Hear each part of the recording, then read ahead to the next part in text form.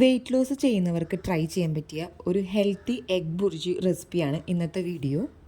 Already cooking start ചെയ്തതിന് ശേഷമാണ് ഞാൻ വീഡിയോ എടുത്ത് തുടങ്ങിയത്. അപ്പോൾ ഇത് കടലെണ്ണയിലാണ് ഉണ്ടാക്കുന്നത്. കുറച്ച് കടലെണ്ണ ഒഴിച്ച് അതിലേക്ക് കറിവേപ്പില, 2 ഒനിയൻ, 2 ടൊമാറ്റോ, ഒരു ഹാഫ് ക്യാപ്സിക്കം, 2 പച്ചമുളകും കൂടി ആഡ് ചെയ്തിട്ട് നന്നായി ഒന്ന് സോട്ട് ചെയ്തെടുക്കുക. ആവശ്യത്തിന് ഉപ്പും മഞ്ഞൾപ്പൊടിയും കൂടിയും ചേർക്കണം.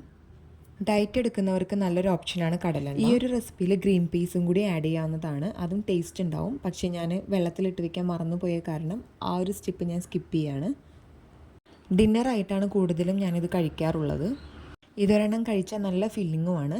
ഒരു 4 മുട്ടയ്ക്കുള്ള ഇൻഗ്രീഡിയൻസ് ആണ് ഞാൻ എടുത്തിരിക്കുന്നത്. കുറച്ച് മല്ലിയിലയും കൂടി ചോപ്പ് ചെയ്തിട്ട് ആഡ് ചെയ്യുന്നുണ്ട്. 4 മുട്ടയും പൊട്ടിച്ചൊഴിച്ച് അതിലേക്ക് ആവശ്യമായ ഉപ്പും കുറച്ച് പെപ്പർ പൗഡറും കൂടി ആഡ് ചെയ്തിട്ട് നന്നായി ഒന്ന് മിക്സ് ചെയ്ത് നമുക്കിതൊന്ന് കൊത്തി പൊരിച്ചെടുക്കാം. ഈ എഗ് ബുർജി ഒരു ചപ്പാത്തി ചുട്ട് അതിൻ്റെ ഉള്ളിൽ ഫില്ലിങ്സ് ആക്കി വെച്ച് റാപ്പ് ചെയ്തിട്ടാണ് ഞാൻ കഴിക്കാറ്.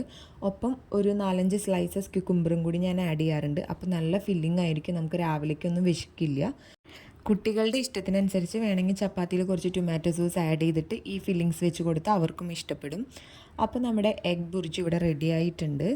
ടേസ്റ്റുമാണ്, ഹെൽത്തിയാണ്. അപ്പോൾ എല്ലാവരും ട്രൈ ചെയ്ത് നോക്കുക, നിങ്ങൾക്ക് ഇഷ്ടപ്പെടും. അപ്പോൾ കൂടുതൽ വീഡിയോസിനായി ഈ ചാനലൊന്ന് സബ്സ്ക്രൈബ് ചെയ്യുക.